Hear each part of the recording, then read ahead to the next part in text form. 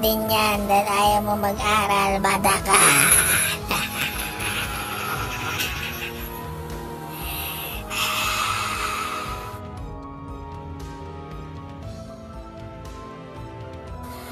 Panay ka na lang kasi laro.